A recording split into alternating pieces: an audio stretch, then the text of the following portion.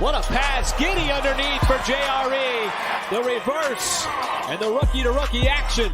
Outside through Dort. He'll get the flyby. 3 on the way, and he rattles it in. SGA defended closely by Westbrook. Tough. Step back. Gets up the shot. Banks it in for the lead. This is Dort. You're listening to the Uncontested. What is up, and welcome to the Uncontested podcast.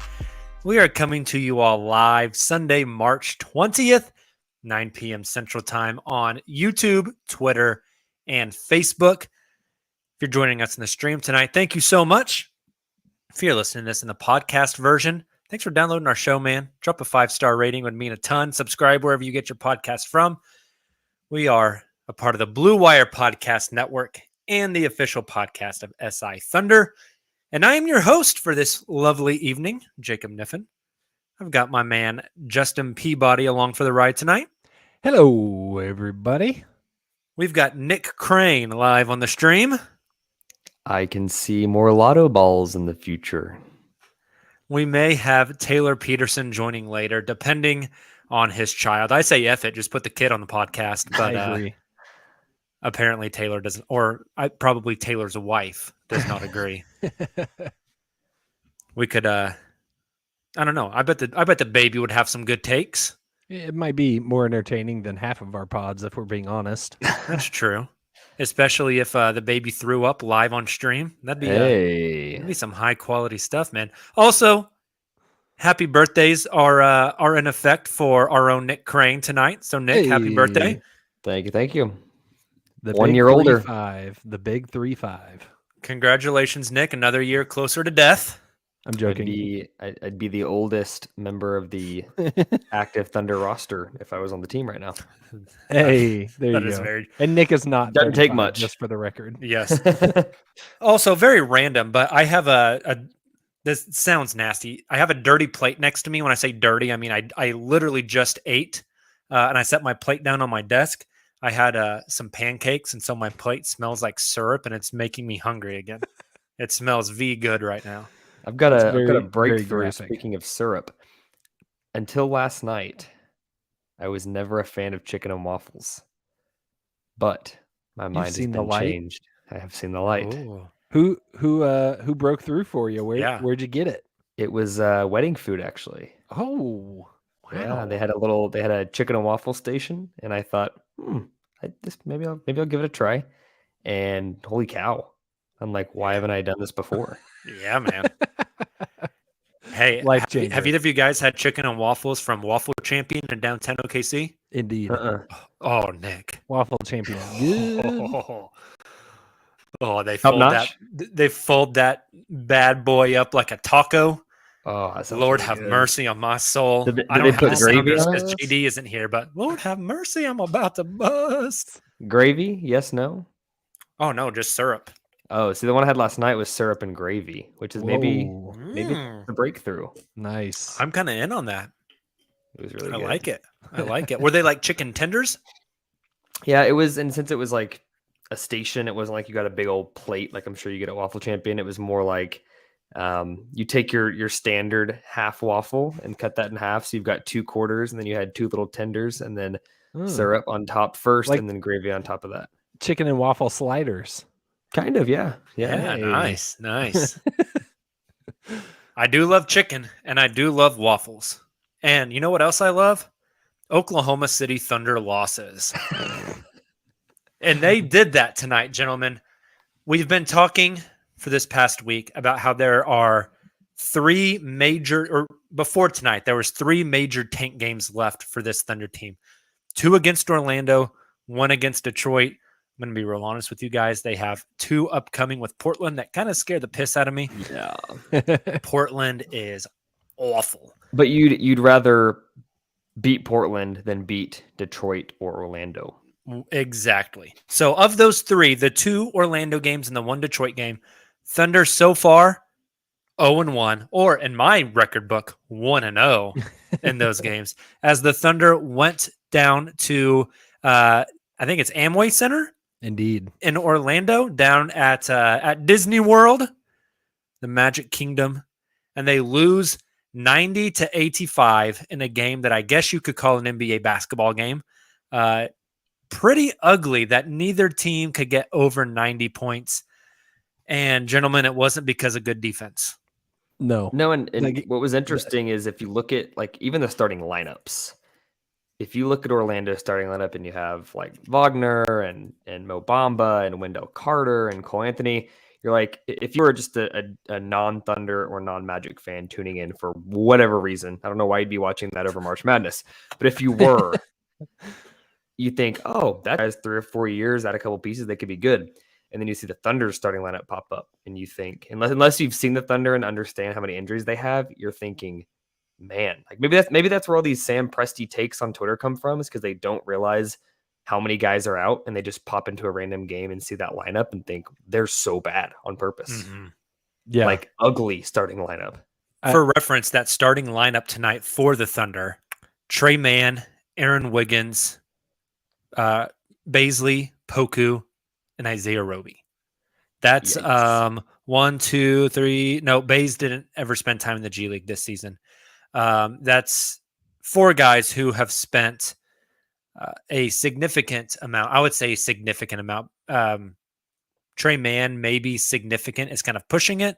Those are 4 guys that have had significant G League burn this season.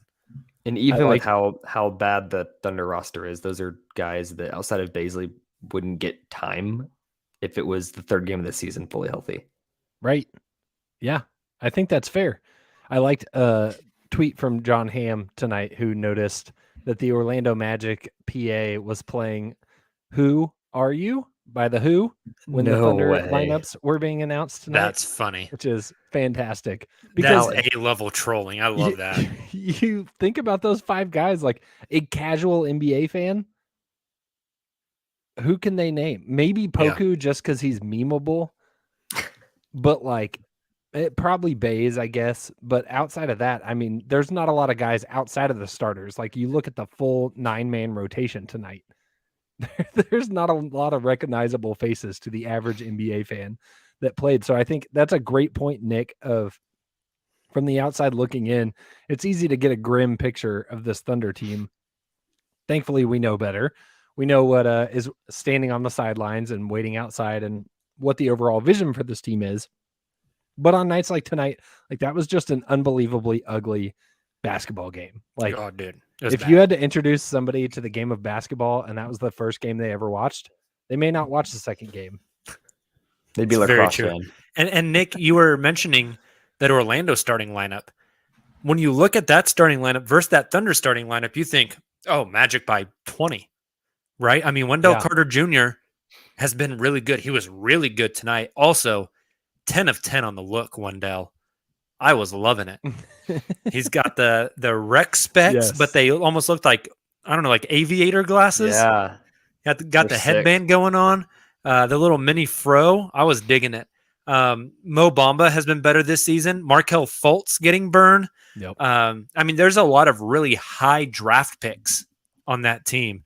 Even Gary Harris coming off their bench, right? They have a lot of guys. So you would look at that lineup and you would initially think, oh, Orlando should run away with this. But I felt like, and it's hard to evaluate these teams this late in the season, knowing what they're playing for or trying to not play for, I guess. Right. But I felt like in just watching this game, you saw the Thunder trying to run some stuff, the Thunder moving the ball well, the Thunder getting into sets, where Orlando, it was just like whoever catches the second pass shoots. Like it almost felt like that was the offensive game plan. I can't speak a lot on Orlando. I'm not an expert on Orlando Magic basketball, on their coach, on their front office, on their ownership. It just felt like Oklahoma City was actually trying to evaluate players through the lens of let's put them in this system and run our system, versus Orlando just kind of felt like some dudes out there playing pickup at a lot of point in time tonight. I think, and that was confirmed post game. Isaiah Roby, one of his comments was that they ran more sets tonight than they have in a long time. So I think that fits the eye test of what you just mentioned. Definitely. And so we've talked about the starting lineup. Obviously, Shai Gilgeous-Alexander sits tonight with a sore ankle. Thank God. They were alluding to this. They had been alluding to this. Very interesting. The Thunder are on a second night of a back-to-back tomorrow night in Oklahoma City against Boston.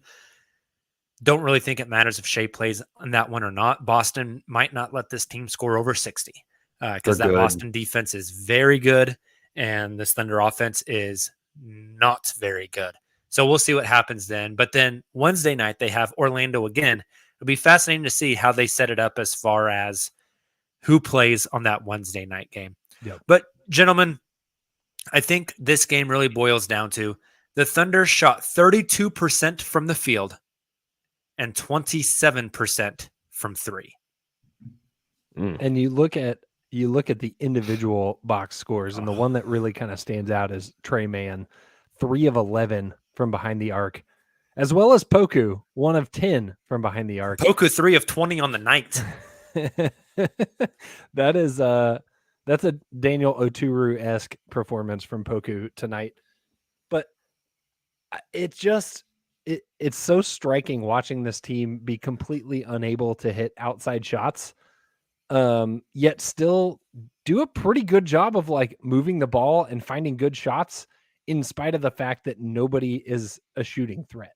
And that gives me so much optimism for this team when they do have shooters, that they'll be able to, continue to lean on that ball movement, but then actually have somebody at the end of the rope that can knock it down, which they don't have many of right now.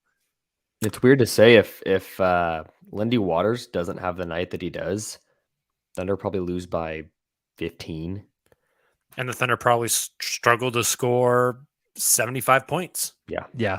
Speaking of, though, Lindy Waters tonight, 12 points, 6 rebounds, 4 of 6 from 3, 4 of 7 from the field. So he only took 1 non-3 tonight. This has been a topic for a while. We keep talking about it, but I mean, Lindy's on a 2-year, 2-way deal.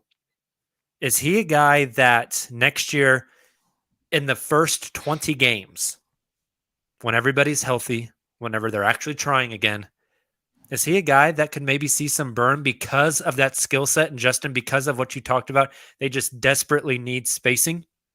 I don't think so. I'm going to make a comparison to the end of last season where you had Moses Brown and Teo Maladone giving Thunder fans very irrational hope about their futures. And look at where both of them are now. Moses Brown, not the 20 and 20 a night guy that Twitter was proclaiming him to be.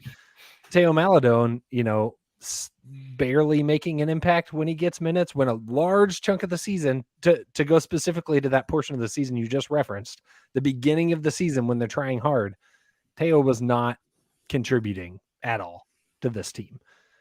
I'm not saying Lindy is 100% not going to contribute at all, but it will not look anything like this. He won't be playing 21 minutes. He won't be scoring 12 points, 4 of 6. He won't be doing anything remotely close to that just because his role will not look like this. I'll be interested to see, he's definitely found his stroke in the NBA. It took a couple games, a couple appearances for him to look more comfortable he's been a good shooter his whole career. But just not really at the NBA level. It feels like he's kind of settled in a bit. If he can deliver that consistently, he could find a role on an NBA team. I don't know that it's going to be, again, a 20-minute a night type of guy, but there's always a need for guys that can put in buckets. So he could find a niche for himself within the league. I'll put it this way.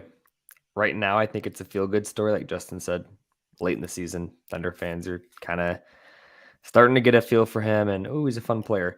Let's hypothetically say the Thunder draft Jaden Ivey, Trevor Keels, some other wing in the draft. If those guys are not getting minutes because Lindy Waters is getting minutes, there will be hell to be raised. It's not going to happen. I wouldn't be shocked if his 2-way deal doesn't actually go into next season. He's cut before then, or someone else is given one of those contracts. I think that's probably fair. I don't know. It's just interesting. It is a very good feel-good story, though. It's really fun to see Lindy kind of doing what he is doing and how he is playing. Aside of Lindy, we talked about Poku's awful shooting. A guy that did have a good night tonight was Darius Baisley. 18 points, 6 of 11 from the field, 2 of 6 from 3. Free throw stroke, not great, 4 of 7, only 57%. But the interesting part of his stat line, so 18 points on 11 shots, I think we'd all agree that's good. If he hits his free throws, it's more like 20 points on 11 shots, which is really efficient. 1 rebound, 1 steal. Those are the only other things in the stat book for Baisley tonight. So my question is, do we like that from Baisley, that he was still able to score whenever guys like Shea and Josh and everyone aren't out there? Can we even take anything away from a performance in a game like this? And what do you read into, if anything, the fact that, I mean, he's a guy that's been blocking a lot of shots, gets no blocks tonight. He's essentially your starting 4 and playing some minutes at the 5, gets 1 rebound tonight. Anything to read into that, or are we just chalking it up to this was the tank game of the night and it's what it took to get a loss? No, I don't think Baisley is going out there trying to tank, just to be clear. But I think you would like to see a little bit more well-rounded stat line from Bays. 18 points is great to see from him. We know that's a number that can fluctuate pretty greatly. So to have him kind of step up and lead the team in scoring when other guys that maybe could have an off night, like Trey Mann, like we talked about earlier, like, not that I would expect Poku to lead the team in scoring, but like Poku, there's nobody else stepping up to score, and Bays did that. I think you absolutely would like to see him get more rebounds. 1 rebound is the lowest on the team of everyone who played, which means Teo Maladone had 5. Lindy Waters had 6. Trey Mann had 5. And Baisley had 1. Like, that does stand out to me a little bit. But all that said, I think you hit the nail on the head at the end there, Jacob. It was a disgusting basketball game played in late March when the Thunder were quite literally more happy with a loss than a win. So I'm choosing not to read into it too much, but I think over the big picture, you would like to see Bays be a little bit more aggressive outside of just trying to put the ball in the basket. Yeah, I think less about that particular number, like the rebounding number. I think this is a positive. I think Darius Baisley is a guy that, if you could chalk up his success to, can he do what the team needs on a given night? Some nights that's defending a highly potent offensive player. Another night it might be crashing the boards and not scoring. Tonight, he had to score the ball because no one else could, and he did that. And so as long as he's doing what he needs to do each given night, those numbers might fluctuate. If it was a night where Trey Mann had 40 and Baisley had 9 rebounds and 2 points, he did what he needed to do. So, yeah, I don't know. It's nice that, and I think Blaine has a good comment here in the chat. He said, seeing who was out there tonight, to me, it just seems like he took on the role of scorer, which, yeah, you kind of like that Bays can be moldable and formable like that. I just don't know. I don't know how much you can take away from any of this. Like, and not just this game. Like the Shea stuff over the past 15 games feels very real, right? But like a Baisley performance tonight, maybe Poku has like 15 and 15 tomorrow night. Like I don't think you can take much from these individual performances, especially here at the end of the season. Yep. It's good experience. I don't think it's a good like analysis tool for people who are wanting to, kind of see development of these players, right? Very similar to the end of last season. Like, it's almost kind of like a preseason or summer league type environment where it's like, it's just not normal NBA competition at this point. Hayden Peterson asks, could Jacob have grabbed that 1 rebound in the game tonight? Did you see that elbow that Wendell Carter Jr. gave Isaiah Roby? Hell no, I could not get that rebound tonight. I would have been dead on the floor. Wendell Carter Jr. is a big dude. I've liked Wendell Carter for a really long time, Yep. and he's starting to ball out now. I really enjoy watching him play. He's good. Orlando's got a good one in him. Anything else we want to talk about this game tonight, guys? Because I'll be real honest, there's nothing else I have to say about this game tonight. Let's move on, eh? Let's do it. Before we do, because we got a big tank update tonight. Before we do that, though, take a quick minute and tell you guys about who's sponsoring the show. What's up, Thunder fans?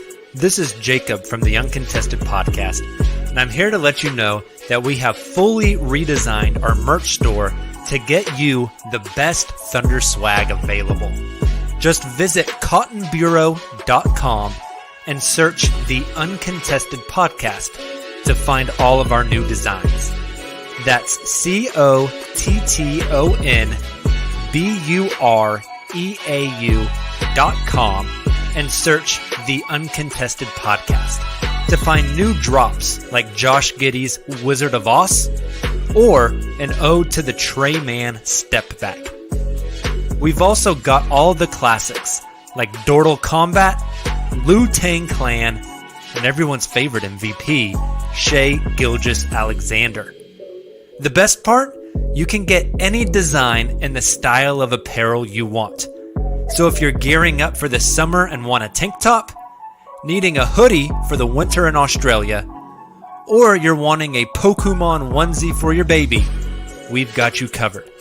Make sure to go to cottonbureau.com and search the Uncontested podcast to get your new Thunder gear today.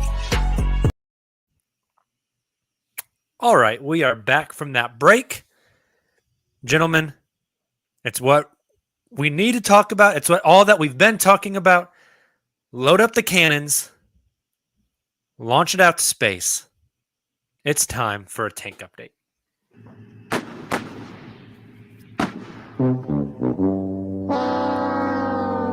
Loser! You're a loser! And that means that the number one pick in the NBA draft goes to... All right, before we get to the Thunder's pick, which we're going to talk a lot about, let's start with another first-round pick the Thunder own. Let's talk about that Phoenix pick. That's a joke. We're not going to talk about the Phoenix pick. It's pick 30, and it's always going to be pick 30. What a trade for the Phoenix Suns, man. What a trade indeed. Turned out really good for them. All right, let's talk about the Clippers pick.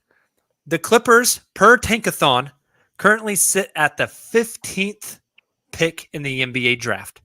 They actually have a worse record than the 14th team, and they're tied with the 13th team, but they sit at pick number 15 because they are the 8th seed in the West. So since they're 8th seed, they're not going to drop below the 9th or the 10th seed in the East. They're still 2 games behind Brooklyn, but they're running out of games to catch up. It's looking like this pick is going to end at pick 15, maybe pick 16. There's a chance. I don't feel like the Clippers are going to jump Brooklyn, but there is a chance. And if some shenanigans happen in the play-in tournament, this pick could drop to as low as 12, which would be muy bien, very good if it dropped to 12. The odds of it getting to pick 12 and then those lottery balls hitting are still very, very low. But pick 12 is better than pick 16, objectively, right? So I have a hypothetical I want to ask you guys about this draft pick. Let's say May 16th. Is it May 16th or May 17th is the lottery? It's a great question. I have no idea. They released it. I just can't remember. Okay, let's say lottery night comes around. Those ping pong balls are bouncing around in that little hopper. OKC gets pick number 2. All right. On draft night, pick number 2 is on the board. The commissioner comes to the what is that thing? A podium? That's the word I'm looking for. It says with the number 2 overall pick, the Oklahoma City Thunder select Jabari Smith Jr. And then about 10 minutes later, I don't think all of us will be together for draft night this year. Maybe that would be awesome if we were. But we all collectively, our phones buzz. We get a Woj bomb that says the Sacramento Kings are trading pick number 6 to the Oklahoma City Thunder. in exchange for pick 15, pick 30, so that's the Clippers and the Phoenix pick, and Lou Dort. Nick, when you read that Woj bomb, your initial reaction, your initial thought is... What are the Kings doing? That's honestly my thought. I think that'd be an awesome trade for Oklahoma City because you avoid paying Lou Dort. Not that the Thunder have cap issues, but I think you like to stay as flexible as possible for additional trades. And I think this is one of those drafts where teams are not going to know like who is a home run pick. And I think it could be similar to like a Tyrese Halliburton where he was taken later in the lottery. There's going to be guys outside of the top 3, 4, 5. I think there's going to be a lot of guys that end up being very mediocre players, but there's going to be some guys that are like borderline all-stars outside of that top range. And I think you take a swing on that. Justin, what do you think? I think my first reaction is probably the same as Nick's. That's just an evergreen reaction in regards to the Sacramento Kings. My second reaction is, oh, my poor sweet Lou getting sent to basketball hell. God, I'd feel so bad for Lou. Feel so bad. Just on like a personal level. I can't imagine. Like, can you imagine getting the call from your agent as an NBA player? Hey, buddy, just got traded to Sacramento. Like, I think I'd throw up. So then once I got past that, I think I'd feel good about it. I don't know that I'm like be over the moon about it. Just kind of for similar reasons to what Nick just said. Like, I think there is going to be diamonds in the rough in this draft, but like, who's to say you uncover that at 6 versus 15? Like, look what the Thunder found in Trey Mann this year at 18. Again, not saying that's going to happen every time, obviously, and your odds of finding that diamond are higher at 6. But because it is a little bit muddy as you get later in the lottery, is it worth trading Lou Dort to move up to 6 unless there's somebody that like Presti just loves? Because that changes everything. If there's a prospect that Presti has his heart set on that he can go get at 6, then I'm all in. Trust the Presti. Like his talent evaluation has earned that level of trust. Then you go get him. Let's make this more specific. Let's say Shaedon Sharpe is sitting there at 6. That's the name I was thinking of, Nick. Or vice versa. What if Oklahoma City lands pick 3 or 4, takes Jaden Ivey? Then I think it's another no-brainer. Yeah. Mm-hmm. I've been on record that I like Jaden Ivey a lot. I don't see. I mean, and I know the Thunder are just going to pick for talent. Fit be damned right now. You just need talent on the roster. Yep. But I struggle to see a team that has Shea, Giddey, Lou, and Jaden Ivey on it. Like, I really struggle to see that. I think Lou and Ivy are the two most redundant pieces there. And if you're getting Ivy, I think you go with the younger guy. But if Shaedon Sharpe is there, no, Nick, let's say Shaedon gets taken pick number 5. Let's say it's Chet, Jabari, Jaden, Paulo, Shaedon is the top 5. And then the Thunder trade for number 6. Who's that guy you hope they're taking there? That makes you feel like, okay, trading those 2 picks and Lou was kind of worth it. Yeah. It's tough. I'm higher on this guy than most. I would take Ben Mathurin at 6, and I think he is similar to Lou. He's a guy that plays on both ends of the floor. I think his ceiling is higher than Lou. I could be wrong. Like, he could end up being like Lou Dort 2.0. At which point it's like you're just kind of pushing the timeline out and having to pay somebody. So I'd say if that were to happen and this was a scenario, I'd be cool with Mathurin or Duren. Outside of that, I wouldn't love anybody. As it sits today, there's going to be a lot of guys that emerge over the last few rounds of the tournament and kind of skyrocket in the combine, all that kind of stuff. But as we're talking today on March 20th, those would be the guys at 6 I'd be happy if Ludo were traded for, if those are the guys that were targeted. Justin, I know you probably haven't dove too deep into draft stuff yet, but is there a guy at 6 that you would like that would make that trade okay with you?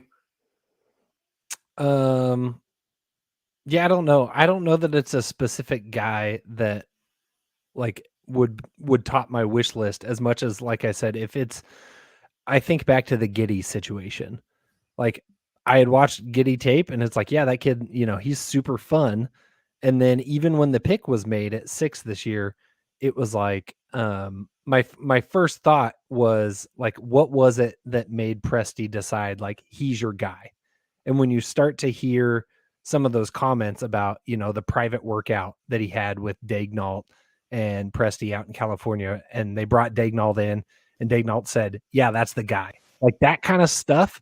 And it's usually after the fact. I feel like those are the markings where you start to see like, okay, this front office who has a great track record of identifying talent, like they're seeing something there. And I feel like it's usually, again, it's those guys you don't expect, which they've done all throughout their history with Russell Westbrook and James Harden, the players that were not necessarily projected to get picked where they got picked. I feel like if there's somebody that has Presti's eye like that, then I feel good about it. But we're obviously not going to know that as soon as the name is read off. Justin, you talking about that, the person that keeps popping up in my mind, Domantas Sabonis and that draft night trade. Yeah. That's the one that I keep thinking about. Yeah. Sam Presti has earned the right to be able to make that call. He's been right too many times. Yeah. I don't know. That's an interesting one for me. Like, I think if they ended up, like Nick said, with like pick 4, I think you're probably more looking to trade 15 and Lou to move from like 4 to 2, right? But if you get to, I'm kind of interested. Would they try to consolidate right now and get like 2 top 6 picks? Get the guy they want at the very top of the draft, and then get a guy at around pick 6 as well. I know Nick's going to disagree with me. That's okay. But my guy at 6 that I would be overly ecstatic if they took, my guy AJ Griffin out of Duke. I would be very, very happy if that's who Presti decided to go with, and I think would make a good Lou replacement as well. Kind of the same build, maybe not the same level of defender. You're giving up a little bit of that defensive end, but for a much higher shooting ceiling and shooting potential. We also, if you're on the live stream, you can see that Taylor has joined us. What's up, Taylor? So I actually lied. I've been doing absolutely nothing but just watching you guys on the stream and waited until you guys were done talking about that just absolutely horrendous game. And now I'm joining, so that way I don't have to talk about it. Hey, I don't think any of us would blame you at all. Okay, let's move on to this Thunder pick. The Thunder currently sitting at the 4th best lottery odds. I say that literally every single podcast for the past 15 weeks. The Thunder have 11 games left in the season. Sacramento and Indiana are at 5th and 6th best lottery odds. Sacramento actually jumped Indiana tonight by a half game. They both have 5 more wins than OKC, and they have 9 games left and 10 games left, respectfully. Do you guys still harbor any worry that the Thunder are going to slip in these tank standings and get down to the 5th or the 6th best odds? I feel pretty solid right now. It feels as solid as it's felt all season for 4. So much so that I'm eyeballing 3 a lot more than I'm eyeballing 5. I would agree completely. Jacob, you and I were talking a little bit about this weekend. It just seems very unlikely, even with as awful as Portland is right now, and the quality of players that they're putting on the floor. I just think it's going to take a lot for them to surpass OKC in the anti standings. So yeah, I'm with Justin. I think I'm officially starting to look more towards is 3 a possibility with some of these upcoming games that we talked about. Obviously, we play Orlando again. We have a Detroit game in there. They played Portland once or twice. So I think 3 is more realistic than OKC dropping to 5th best odds in the lottery. Yeah, feels pretty safe. Like Justin said, this is probably the best I felt about the reversed standings. Taylor calls them the anti standings? Anti-standings. Probably the best I felt in a few months. Yeah. True. With Indiana's win tonight, it feels pretty locked in place. It feels pretty good. Indiana is actually 4-6 in their last 10. Sacramento just cannot win a damn game. Can you imagine trading Tyrese Halliburton for a win now player and still losing all the time? Typical God. Kings. Kings gonna Kings, man. Kings are gonna Kings. Kind of crazy. Like, I didn't really realize this until I'm looking at the standings, but OKC's only 3.5 games back from. Oh, no, sorry, 3 exactly. 3 games back from the Rockets, which is just kind of wild. Mm-hmm. So let's talk about that.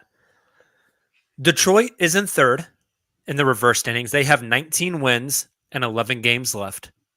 Orlando is in second with 19 wins. They have 10 games left. And Houston is in first. They have the worst record in the NBA with 17 wins and only 11 games left. So we're going to look at Detroit's schedule right now, and then we're going to look at Orlando's schedule. I think we're all probably in agreement. We don't think they're going to get to the worst record in the NBA and the number one lottery odds. I don't think Houston sucks too bad. They're just that awful. Yep. But let's look at the schedule of these other teams. And then as of today, March 20th, we are all going on record with where we think the Thunder are going to end in the standings. Okay. So the Pistons schedule, they have the Blazers tomorrow, the Hawks, the Wizards, the Knicks, the Nets. That game is in Brooklyn, so Kyrie can play. The 76ers, the Thunder, Pacers, Mavericks, Bucks, and Sixers. Of those 11 games left, how many do you think they win? I'll go through them one more time. They have the Blazers, the Hawks, the Wizards, the Knicks, the Nets, 76ers, Thunder, Pacers, Mavericks, Bucks, and Sixers. Sound like a lot more than 11. I'm going to go 3. Interesting. I got 4. I got 4. Okay, good. I think there's that that weird element of some of the teams that you would just think are automatic losses are going to be resting guys. Not because they don't have anything left to play for, because there's tons of tight standings. But like, I think the Bucks, they could, if Drew or Middleton have, lingering issues or something, want to rest them. And that's the second to last game of the season. Maybe they've already got their seeding taken care of. Right. Yeah. Or if there's somewhere where there's like the second out of a back-to-back, like maybe these guys aren't full strength. And we see that every year. Like, the teams steal wins, and these like top level teams are like giving away what should have been easy wins because they were sitting people. Yeah, that's a good point. I don't know. The Blazers, Hawks, Wizards, Knicks, their next 4. I feel like that's a 2-2 stretch for them. Yeah. And then they've got Thunder, Pacers. Those are probably the other 2 wins I would assume they get. Okay, so we have Pistons either ending at 22 or 23 wins. Is that correct? If they win 4 of them, they'll be 23 wins. If they win 3 of them, they'll be 22 wins. Let's look at Orlando's remaining schedule, which is a little more difficult. Orlando, after tonight, they have the Warriors, the Thunder, the Kings, the Cavs, Wizards, Raptors, Knicks, Cavs again, Hornets, and Heat. Ooh, that's their stretch is pretty difficult. 2 wins. Yeah, maybe? I see 2. I see 2 wins for them. I think 3 again. I could see that. I want to give them 3 as well. I think you could say it. The Magic probably beat the Thunder. They probably beat the Kings. That's kind of a toss-up, though. Wizards is kind of a toss-up. You never know with the Knicks or the Raptors, even though the Raptors have been better as of late. I think 3 is safe there. Okay. We're not going to look at Houston's schedule because, again, they suck. And I don't want to read off their schedule because we're just all going to say they're not going to win another game because they're awful.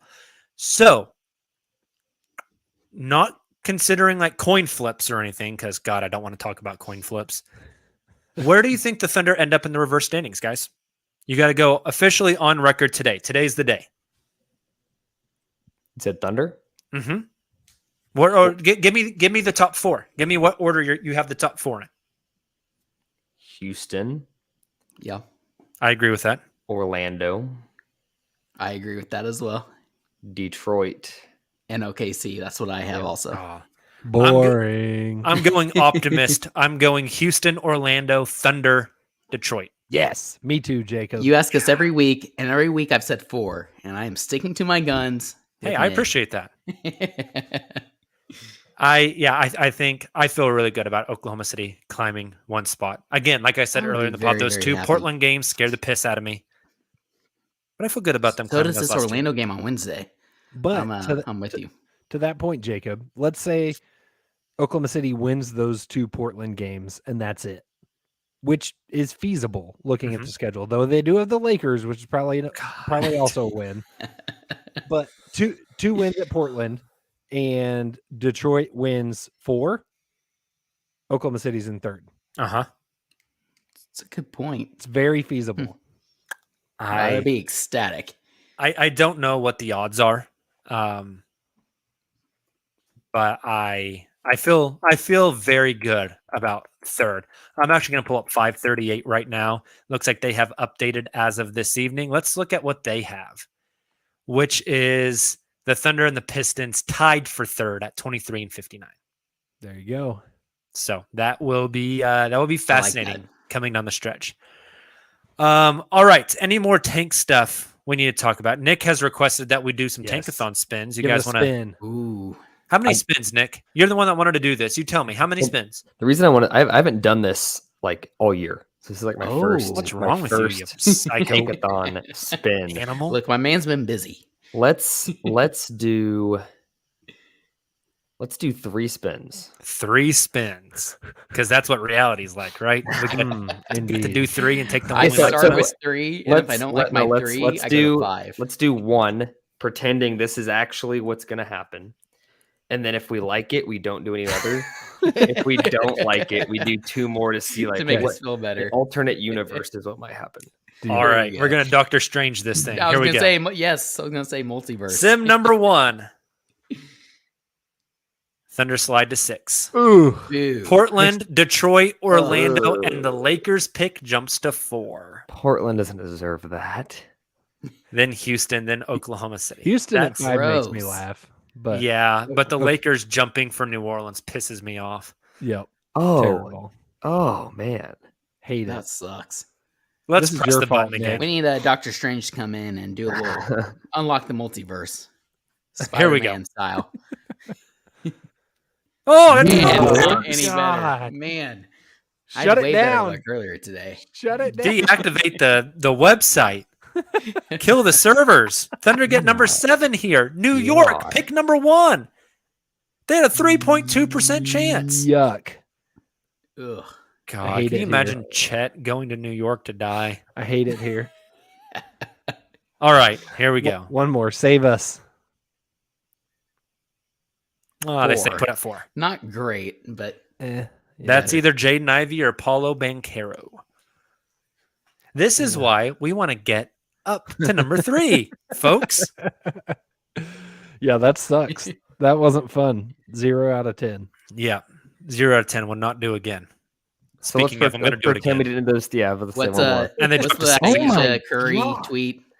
Lost all respect. Sorry, this is absolutely rigged for money. Her ratings So- not sure which. At this point, let's I will no see. longer be silent. Let's change the exercise to how many spins it takes for them to get a top 3. So we're Okay, at that 4 was right number now. 4, 5, Oh, my Oh God. no, 6. Oh, the Lakers pick jumped to 1. I'm gonna 7. Okay, do the earlier deed I right did here on the this, pod right now. and I did 5 spins, and OKC was There it is. 1 for one of them, and they were Wow. 3 for 2 of them. Hey, There's- that's pretty nice. There's OKC That took us too. 7 spins to get OKC at pick number 2. Yuck. The other 2, they were like 6 and 7, I think. So I don't know. Not good. We need to pay off Adam Silver. We need to make something happen. Yeah, that's right. that Presti just needs to threaten him with, I will literally throw out Lindy Waters in my starting lineup for the entirety of next season if you don't give me a top 3 pick. I love it. With all due respect to Lindy and Veet. And I just can't wait until Lindy has a few more good games and Thunder fans are starting to say, "Oh, could they trade him for this a is late a piece first, moving forward. a late That's, first this summer?" Hey, I'm cheering, and I'm cheering for Lindy, but I'm with you, Nick. It's, All right, to be a gentlemen. realist at some point. You guys ready for Around the Association? Ready. I don't even know where you're sitting at. Like.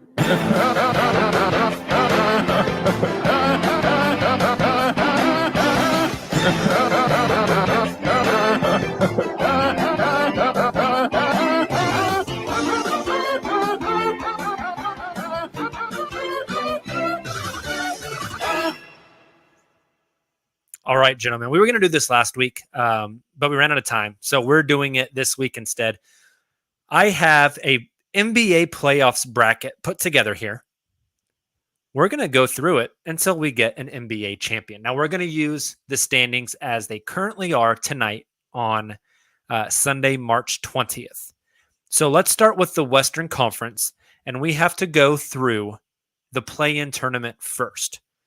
So I'm going to toss a game out to you guys. I want you to debate it real quick and then decide who wins, who loses. So let's start with the 9-10 matchup, which actually flip-flopped tonight. The New Orleans Pelicans at pick number 9. So this game will be played in New Orleans versus the Los Angeles Lakers. Oh, that is brutal. Ugh. Gotta go Pelicans. I mean, how could you pick the Lakers to do anything right now? So if the Pelicans win, not only do they make the playoffs, they also increase the odds of that Lakers pick. Is that? Yes, that is very That's true. a great point. Yikes. Yeah, that's tough. Like when it comes to the playoffs and you think about like the half court game, how the game changes to an extent, nothing too drastic, but to an extent, you typically want to take the team that has the most talent. But in this case, like Justin and Nick both said, I mean, the Lakers just look like a team. You need to take a team that wants to play basketball, though. Yeah, too. they look like a team who's ready for the season to be over, and so they can start over. Maybe they're coasting to the play-in / Lakers playoffs, 1, like, 2, 3 Cancun on Christmas Day. Right. Yeah. Are we all That going? Russell Westbrook 3-point shots sent it into overtime in Toronto this past week, though. So we need a consensus. Nick is still saying Lakers. I'm gonna go Pelicans with Justin on this one. Nick, I'm sorry, you're getting overruled 2-1. All right. So we have the Pelicans moving on to the second play-in game. We got to figure out who won the first play-in game, though, which is, after tonight, it is the Denver Nuggets versus the Los Angeles Clippers because the Minnesota Timberwolves have jumped to number 6. Another tough one. Definitely taking the Nuggets though in that situation, just because I really like Nuggets over Clippers. I think I'm taking Clippers. Ooh, Oh, Nick, you are the deciding factor this one. So this is Nuggets Clippers. Yes? Nuggets versus Clippers. After hearing Jamal Murray is still not close to a return, I'm gonna go Clippers. Wow. Ooh. Okay. So then on our bracket, I am putting the Clippers in as the 7 seed. And then our 8th seed comes down to the New Orleans Pelicans versus the Denver Nuggets in that final play-in game. Oh, I forgot about that. Yeah, there's Nuggets the pretty easy, I think. consolation. Yeah, Mm-hmm. would agree with that. Agreed. I'm another vote for Nuggets. Okay, so then the Nuggets get in at the 8th seed. Let's move out east real quick and get those playing games taken care of as well. We'll try to move a little bit quicker this time. The 9-10 matchup out east, Charlotte, Atlanta. This game is played in Charlotte. Charlotte. Taylor, you got the deciding here. Ooh, yeah, I'm gonna go Charlotte. Okay, so That's who I'm rooting for. So I'll just we have Atlanta completely out of the playoffs at this point. The 7-8 matchup in the East is Toronto versus Brooklyn. This game is in Toronto, so Kyrie Irving cannot play. insane. As of now, Yeah, As of fair. now. Good point. Mhm. I'm going Brooklyn. Yeah, giving Brooklyn there as well. It's kind of the opposite of what I said about the Lakers, but if you have a healthy Kevin Durant, Brooklyn. Yeah, same. In a Unanimous. one-game take-all, I Yeah. want Kevin Durant on my team. He's going for 70 in that game. Right. Okay, so the 7 seed out east is Brooklyn. That means our 8th seed comes down to Charlotte versus Toronto. Toronto. Y'all saw that stat about Charlotte. They're like, Yeah. before last night, they were like, this is maybe a game or two off. They were like 17-17 at home, 18-18 on the road. Like, same thing for East, West. Like, they're just mediocre as hell. They're not making it. I agree with you there. And Toronto's just well coached, so much talent, even though they are young. I agree. Justin, sorry. Fine. Your opinion doesn't matter this Fine. time. I know. You're already overruled. All right. Now, if Sorry, you're Justin. on the live stream, you get to look at our bracket here as we have it completely filled out. Let's start with the 1/8 in each conference. I think this will go pretty quick. Gentlemen, out west we have Phoenix versus Denver. Phoenix I'm and going to be 4. rooting for Phoenix, so. Suns and 4, baby. Suns and 4, baby. Suns and 4. I'm moving Phoenix on. I feel like that's the consensus. Out east, a little more interesting. Miami versus Toronto. That'll be a fun series, but it would be weird if Toronto was able to pull it off. I think it would be due to like Jimmy Butler being out with injury or something. So Taylor's going Miami. Yeah, Correct. Same. Spell Phoenix right. It's going to bother me. Oh, sorry. Typo. Hooked on phonics. Phoenix. We got Miami. All right, let's go to the 2-7 matchup in each conference. Starting out west, it's a fun one, boys. The Memphis Grizzlies versus the Los Angeles Clippers. Give me That Ja. is fun. But yeah, got to go with Ja on this one. I would agree in this matchup, but I worry about Memphis in the playoffs. But I'll take Memphis. Let's do it. They're going to be so much fun to watch. They're going to talk so much trash. Maybe that's why I'm scared about them, because I'll be rooting for them, which means they'll probably lose. Out east, first round matchup. Couldn't have scripted it better. We've got the Philadelphia 76ers versus the Brooklyn Nets. Ben Simmons versus his old team. James Harden versus his old team. Kyrie only playing in 3 of the possible 7 games. Gentlemen? Brooklyn. Oh, wow, Nick. I've got Philly going to the finals.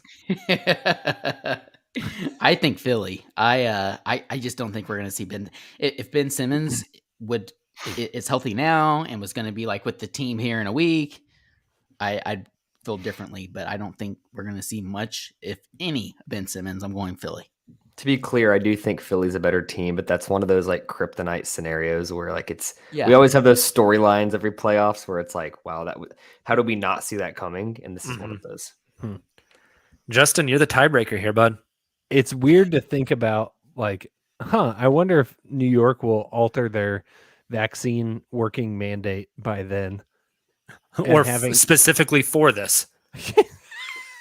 Right. Well, hey, they're not Oklahoma. They probably wouldn't do it just for basketball, but it's such a bizarre thing because like there is a possibility that happens. And like, off the top rope, Kyrie Irving gets to play in all 7 games now. Look, I mean, I know I'm best at taking us down rabbit holes. So not to like take us down a deep rabbit hole, but I was reading a thread today from, some Twitter verified doctor, which doesn't really mean much. However, they're thinking that a new variant, whatever they're calling it, like Super Omicron or whatever ridiculous name they have named it now. Apparently, the cases are supposed to get a little worse in the U.S., especially in the Northeast, peaking around the next week or two. So that's just something to keep in mind when you're thinking about, I'm sure Kyrie will use that as a conspiracy. Yeah, that's right. it's everyone's conspiring to keep him out of the playoffs, man. A new variant would emerge at the time of the playoffs. All of that being said, I'm going Philly. All right. We've got Philly moving on to round 2. 3-6 matchup in each conference. Out west, Golden State versus Minnesota. How long's Steph out, man? They're saying that he should be know. back by the playoffs. Minnesota's been the be. best team in the league since the All-Star break, 11-2. They're playing really good. They're really fun. They talk a lot of trash. Yeah. They're a Pat fun. Bev. They needed Pat Bev. Yeah. I hate Pat Bev, but they needed Pat Bev. Yeah, He's been he's perfect kind of for them. their Kendrick Perkins of the Thunder. Yes, Yeah. absolutely. Good comparison. I'm gonna go Golden State still. Same. But I think in that matchup, I'd be rooting for Minnesota, which is Oh, yeah. really wild to say. Agreed. All right, we got Golden State moving on to round 2. Out east, the 3-6 is Milwaukee versus Cleveland. Cleveland's out of gas, man. They've looked horrible recently. Agreed. I love Cleveland, but I just don't think they have the horses. I mean, Milwaukee's going to clamp them. yep. Yeah. All right, Milwaukee it is. Oh, Milwaukee Philly is such a fun matchup. All right, out west, the 4-5 is Utah versus Dallas. Utah does have home court. That feels like another like Dallas Clippers matchup of the past 2 seasons, where it's just like Game 7, we'll see what happens. Yeah, But if that's I the case, agree. give me Dallas. I just don't like Utah as a basketball team. I really don't like how Or they play state, together, or no. and I don't Utah's like a them in beautiful general. But state. I don't like them as a basketball. Like, yeah, give me Dallas. Give me Luka Magic in Dallas. I'm with you, Taylor. Yes. Let's do it. Let's go in Utah, but it doesn't matter. Maybe my favorite Nick likes matchup, logic. if It's the fair. teams are healthy, of this first round of the playoffs. Yeah, maybe absolutely. with the exception of that Philly-Brooklyn matchup. Boston versus Chicago. That would be. I think lot I of actually fun. think Maybe this the is best very first close. round matchup. Yeah, I think this matchup would, if everyone's healthy, if Lonzo's back, Pat Williams playing Monday night. Fair. It's I a still fun think matchup. Boston though. Boston's been on a tear. Chicago's like what 0-13 against the top season in the East. Give me Boston like 6 games. I'll buy that. Nick, do you like Chicago here? I do. Sorry, you keep getting outrolled, buddy. We got Boston. All right. The West semis. We have Phoenix versus Dallas. Let's hear about that Luka Magic now, Justin. You know, there's a reason Luka's never made it this far. Because he doesn't Magic have runs out eventually. Clock When- strikes midnight. Carriage turns back into a pumpkin. Dinwiddie's knees get Suns back in out 4. again. Well, regardless of his knees, like that's my thing with Dallas is they're one of those teams that's built for the regular season. And I literally said as soon as they made that trade, they're going to be better in the regular season. Yeah. But you got to have stars in the playoffs. And when Dinwiddie is your second best player, that ain't it, Chief. I also think Mikal Or Bridges. Brunson for that If matter. I had to agree. choose, like, if I only had like a handful of choices on who I can have on my team to guard Luka Doncic in the playoffs, Mikal Bridges is probably high on that list. Yep. All right, we got Agreed. Phoenix, and I'll spell it correctly this time, Nick. Moving Thank on, you. out east, the 1-4, Miami versus Boston. Boston. Ooh. I know I don't think have a vote in this, but I'd take Boston too. I was going to agree. I like Boston. What do you think, Justin? I know it doesn't matter, but I'm Boston? curious your Let's thoughts. make it unanimous. Yes. Yes. Let's transition back out west to Memphis versus Golden State. It's a What a- fun Wasn't that the Great matchup matchup. last year? Exactly. The playing matchup? The play-in matchup. Yep. That would be a See, blast. this is where Except we- assuming Golden State is healthy, this is where I worry about Memphis in the half court. I That think is Golden fair. State, and I'm curious your guys' thoughts. My heart says Memphis. My head says Golden State. I'm going Memphis. Oh, Nick, you've got the deciding vote here. Oh man. I think Golden State in 5. All right. And then back out east, Philly versus Milwaukee. This is James maybe my Harden, favorite Joel second round Embiid. matchup. Versus Giannis, Chris, Drew. So this is one of those matchup things. I was gonna go Chicago over Boston in the first round up on the top of the bracket, and then I went Boston over Miami because I think it's a matchup thing. Same here. I know I picked Brooklyn to beat Philly because of the kryptonite situation, but when you look at Philly and Milwaukee, I'm taking Philly. Ooh. All right. I Just to agree. explain my contradictory. Okay, yeah. It looks like Justin Philly agrees? is moving Yep, on. I'm going Okay. with Philly too. See, I was gonna stick to my guns and say Milwaukee. But that's why I wanted you guys to go first. All right, out west, Phoenix, Golden State. I think Phoenix is Phoenix- so good. Do what? Phoenix is so good. Mhm. Yeah, exactly. Like, assuming Golden State, they would have to be fully healthy to get to this point. So it Yep. probably would be at least a 6-game series. But I'm with you, Nick. I think Phoenix, 100%. Agreed. He's Awesome. got Phoenix on one side, and on the other, I need to slide this up a little bit. On the This other one is side, tough. Boston, Philly. So personally, this is where I would have had Milwaukee, which is why I Joel wanted you guys Embiid to go versus first the here. undersized Rob Williams. Jason Tatum being guarded by who? Tatum being guarded by Matisse. Oh, yeah, probably Matisse. Marcus Smart hounding James Harden for 7 games. it's 6 Al fun. games. Horford 5 revenge. games. Al Horford revenge. game. Yes. Back home where he belongs in Boston. Oh man, but Embiid's been so great. Yeah. Philly. I think Same. okay, I was gonna say I think Philly. Agreed. Yeah. Oh, wow. Okay, Okay. good. We got a Okay. consensus. So Jacob's thinking Boston though? I kind of like, dude, Boston's been so good. I They're know, just I know peaking they at the have. right time. And in that matchup, I would be rooting for Boston personally, but I think Philly. In the NBA Finals, we have the two towns that start with PHs but sound like Fs. The Oh, hey, Phoenix. the finals. We The trademarked that. PHINALS. Print the merch now and just hope this happens. Aren't you guys a Thunder podcast? Yeah, but like buy our Doesn't shirts matter. anyways. Doesn't Finals. matter. Phoenix versus Philly. DeAndre Ayton, Joel Embiid, Chris Paul versus James Harden. That's a phenomenal finals. PH. Another PH word. What are you guys feeling? I like the scenarios. I've been talking about these the whole time. This is a series where DeAndre Ayton shows out and the Suns yes. say the max They give him that contract that we extension. wouldn't give to you before. Let's You go. earned it, kid. Yes. Yes. I think he does just enough defensively against Embiid to kind of not neutralize it, but just keep him in check. Yep. Phoenix nightlife undefeated. James Harden goes down again in the finals. James Man, Harden will be Bottle a Blonde's really blonde cool, in but it takes like 4 Scottsdale, hours to get into, so they won't even get into it by the time the game's over. It sounds like everybody is going Phoenix Yes. as their NBA champion. Isn't that weird to think in the bubble? Fast forward Yes. 2 years and we're all saying Phoenix unanimous champion. It's man, Super weird. Led by the Chris NBA.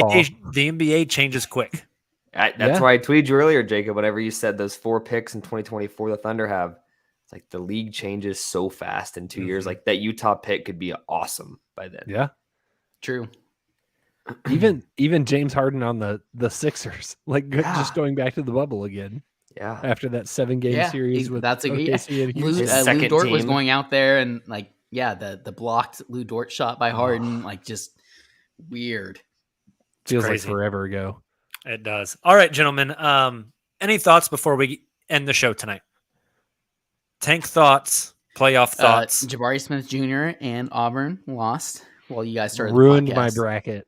I know. Man, Me ruined- too. I had I them in the had Final him Four. winning it all.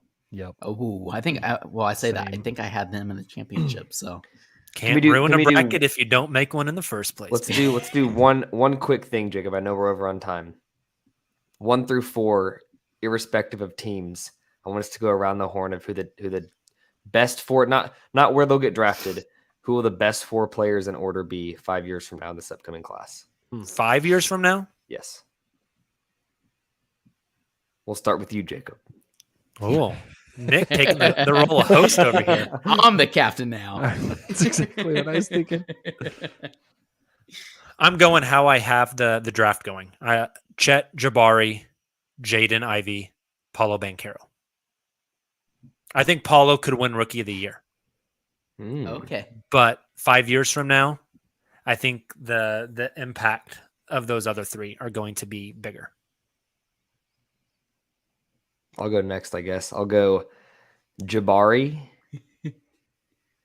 Chet, Paolo, Sharp. Ooh, I like that. See, I'm torn on him because I'm just waiting for him to declare. But right now, Oh, I left AJ Griffin off my list.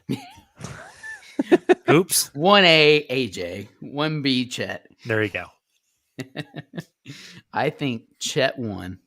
Oh, can I put? Sorry, I'm going to cut you off again. Can No, I you're put good. the mustache guy from Yeah, that's Saint, right. St. Peter's. St. Peters. St. Peter's What's on his there? name? Yes. I Greg? don't know. Is that his Yeah, name? it's like a super. Yeah. Oh gosh, dang! I just read an article, athletic article. I don't know, but yeah. My Mustache 3-year-old peacock man. my 3-year-old daughter picked St. Peter's. Got that one right because she loves, as she calls them, she loves Peahawks. I Oh. love it. That is awesome. Go Peahawks. She might have the best bracket in America right now. I think. You Sorry. going? Do it, Taylor. Justin's like, please give me more time on this. Chet, Paulo, Jabari, Ivy. I'm going to say Jabari, Ivy, Paolo, Chet. Ooh, I love the Chet slander. It's not Yes. Chet slander. The tall, skinny white guy on the podcast goes against the tall, skinny white guy in the draft. I know our place. What are you doing? I know. I think Chet is going to take a little bit longer to hit his peak. That's why I asked the 5-year question. That's exactly, yeah. I think 5 years, I don't know that he'll be at his peak yet. I think he'll be a lot stronger and a lot bigger than he is now, but I think he might still have a bit to go. That's a really fair point. I think that is fair. That game against Jalen Durden was a lot of fun. That was Yeah. fun. That was a lot of fun. Awesome. Well, folks, thank you so much for joining the podcast tonight. If you're on the live stream, we had a lot of you tonight. We appreciate it. Hope you guys enjoyed your time. If you're downloading the show, please subscribe wherever you get your podcast from. Drop that 5-star rating. If you DM us a screenshot of that 5-star rating, we will mail you out uncontested holographic stickers. They are beautiful. So DM us. I will mail you out some stickers. We'll be back with you again Monday night after the Thunder take on the Boston Celtics. And then Wednesday, it's Tankathon Part 2, where the Thunder play the Orlando Magic once again. And then we're not back with you till Saturday night. So you guys enjoy the beginning of your week. We will talk with you in about 24 hours. Until then, as always, Thunder up.